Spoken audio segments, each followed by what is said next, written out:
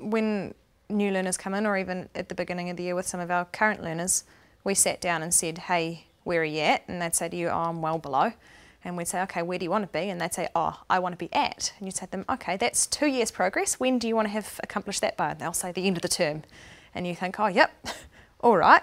And so then you have to work back and help them to understand, as well as you yourself, what your actual goal is, so that they do feel that success and that sense of accomplishment, but also that it's actually realistic so they can achieve it and feel success. So you want to set the bar high, but you don't want to set it so high that they don't succeed, because that doesn't motivate anyone.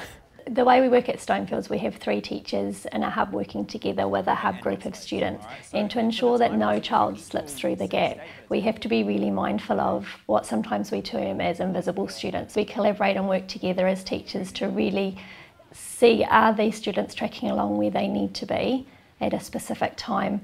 We pick up target students within our hub, so currently I know in year 2 we're really looking at our Māori boys in writing in particular, so how are we thinking differently about supporting that learning. So for us it really comes into quite a rigorous process as teachers, using a teaching as inquiry model. Part of the reason you find those learners who might be below or not quite where they need to be in their learning, part of it is that they actually don't know what they're aiming for. And if you don't know what you're aiming for, then how are you going to get there?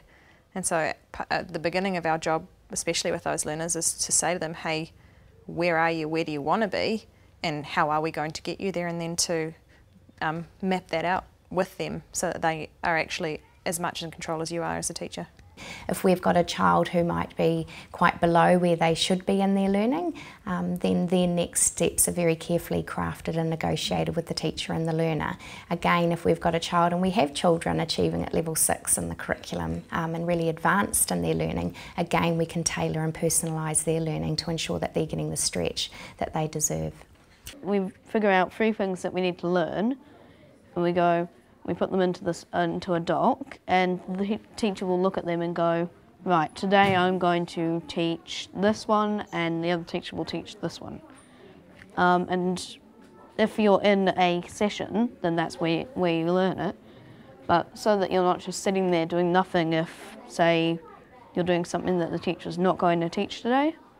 If you're not doing that, then you can either build your own knowledge using YouTube, Khan Academy, MathWiz, or you can have an ELO, which is when you have an extra learning opportunity from another learner that knows that thing, and it helps both of you to solidify your learning, because you're learning it, but it's also confirming their knowledge by letting them teach it and prove that they know it.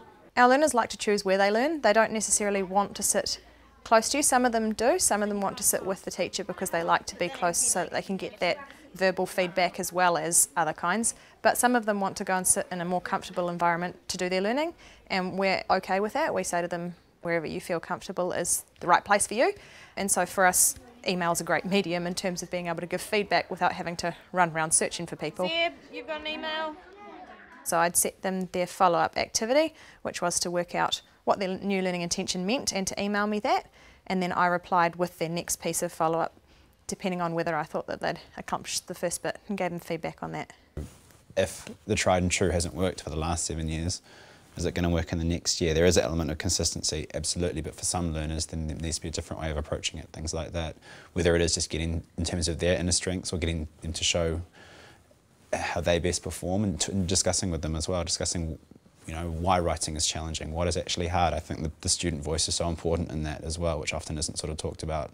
You know, if you don't like writing, there's probably a reason why. If you think you're terrible at writing, there's probably a reason why that you can talk about as well with learners. If I'm working with a group of learners who need that extra boost, I'll make sure that I see them at the same time and do the same kinds of things, because they need that time to practice and to consolidate that new learning before they do move on.